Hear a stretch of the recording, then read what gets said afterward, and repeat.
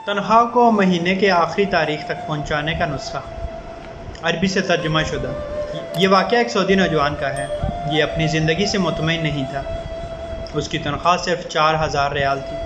शादीशुदा होने की वजह से उसके अखराजात उसकी तनख्वाह से कहीं ज़्यादा थे। महीना ख़त्म होने से पहले ही उसकी तनख्वाह ख़त्म हो जाती और उसे कर्ज़ लेना पड़ता। यूँ वो आहिस्ता आहिस्ता कर्ज़ों की दलदल में डूबता जा रहा था और उसका यकीन बनता जा रहा था कि अब उसकी ज़िंदगी इसी हाल में ही गुजरेगी। बावजूद ये कि उसकी बीवी उसके माली हालात का ख्याल करती, लेकिन कर्ज़ों के बोझ में तो सांस लेना भी दुश्वार होता है। एक दिन वो अपने दोस्तों की मजलिस में गया। वहाँ उस दिन एक ऐसा दोस्त भी मौजूद था जो साहिब राय आदमी था और इस नौजवान का कहना था कि मैं अपने इस दोस्त के मशवरों को कदर की निगाह से देखता था। कहने लगा, मैंने उसे बातों बातों में अपनी कहानी कह सुनाई और अपनी माली मुश्किलात उसके सामने रखी। उसने मेरी बात सुनी और कहा, मेरी राय ये है कि तुम अपनी तनख्वाह में से कुछ हिस्सा सदक़े के लिए मुख्तस करो। इस सऊदी नौजवान ने हैरत से कहा, जनाब मुझे घर के खर्चे पूरे करने के लिए कर्जा लेने पड़ते हैं और आप सदका निकालने का कह रहे हैं। खैर, मैंने घर आकर अपनी बीवी को सारी बात बताई तो बीवी कहने लगी, तजर्बा करने में क्या हर्ज है, हो सकता है अल्लाह अज़्ज़ व जल तुम पर रिज़्क़ के दरवाज़े खोल दें। कहता है, मैंने माहाना 4000 रियाल में से 30 रियाल सदक़े के लिए मुख्तस करने का इरादा किया। महीने के आखिर में उसे अदा करना शुरू कर दिया। सुबहान अल्लाह, कसम खा कर कहता हूँ मेरी तो हालत ही बदल गई। कहाँ मैं हर वक्त माली टेंशनों में और सोचों में रहता था और कहाँ मेरी अब की ज़िंदगी गोया फूल हो गई है। हल्की फुल्की आसान कर्ज़ों के बावजूद मैं ख़ुद को आज़ाद महसूस करता था। एक ऐसा ज़हनी सुकून था कि क्या बताऊँ।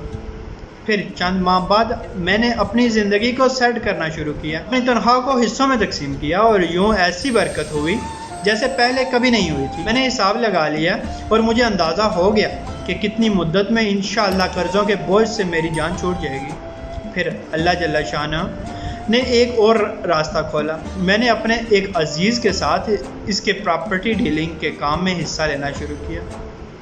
मैं उसे गाहक ला कर देता और उस पर मुझे मुनासिब प्रॉफिट हासिल होता। अल्हम्दुलिल्लाह, मैं जब भी किसी गाहक के पास जाता वो मुझे किसी दूसरे तक रहनुमाई ज़रूर करता।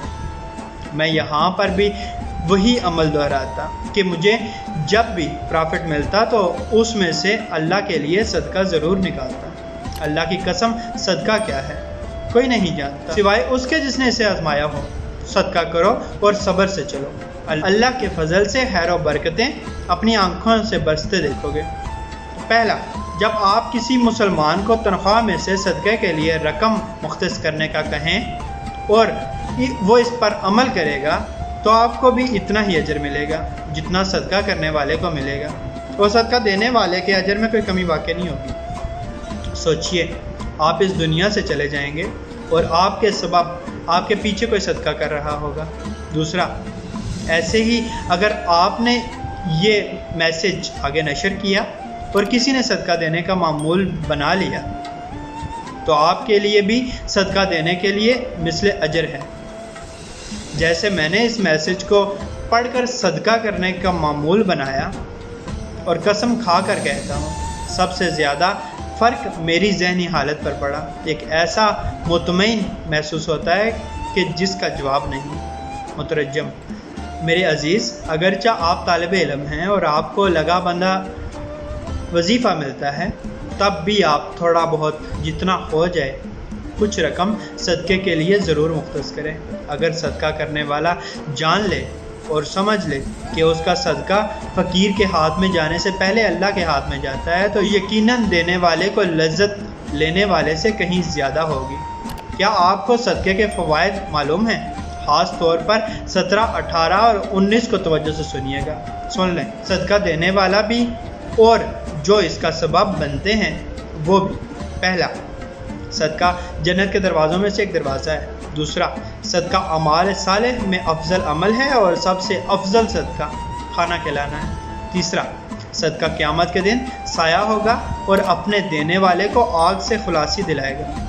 चौथा, सदका अल्लाह के गज़ब को ठंडा करता है और कब्र की गर्मी में भी ठंडक पैदा करता है। पांचवा, मैयत के लिए बेहतरीन हदिया और सबसे ज़्यादा नफ़ा बख्श चीज़ सदका है और सदक़े के सवाब को अल्लाह ताला बढ़ाते रहते हैं।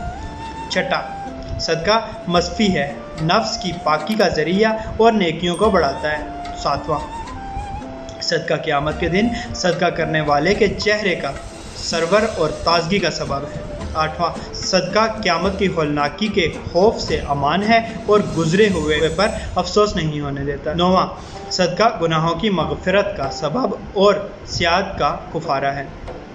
दसवां, सदका खुशखबरी है, हुस्न खात्मा की और फरिश्तों की दुआ का सबब है। 11वां, सदका देने वाला बेहतरीन लोगों में से है और इसका सवाब हर उस शख्स को मिलता है जो इसमें किसी भी तौर पर शरीक हो। 12वां, सदका देने वाले से खैर कसीर और बड़े अजर का वादा है। 13वां, खर्च करना आदमी को मुत्तकीन की साफ में शामिल कर देता है और सदका करने वाले से अल्लाह की मखलूक मोहब्बत करती है। 14वां, सदका करना जोद व करम और सहावत की अलामत है। 15वां, सदका दुआओं की कबूल होने और मुश्किलों से निकालने का ज़रिया है। 16वां, सदका बला मुसीबत को दूर करता है और दुनिया में 70 दरवाजे बुराई के बंद करता है। 17वां, सदका उम्र में और माल में इजाफे का सबब है, कामयाबी और वसअत रिज़्क़ का सबब है। 18वां, सदका इलाज भी है, दवा भी है और शिफा भी है। 19वां, सदका आग से जलने, गर्क होने, चोरी और बुरी मौत को रोकता है। 20वां, सदक़े का अजर मिलता है चाहे जानवरों और परिंदों पर ही क्यों ना हो। अल्लाह पाक आसानियाँ हासिल और तकसीम करने की तौफीक अता फरमाए। आमीन। जज़ाकल्लाह।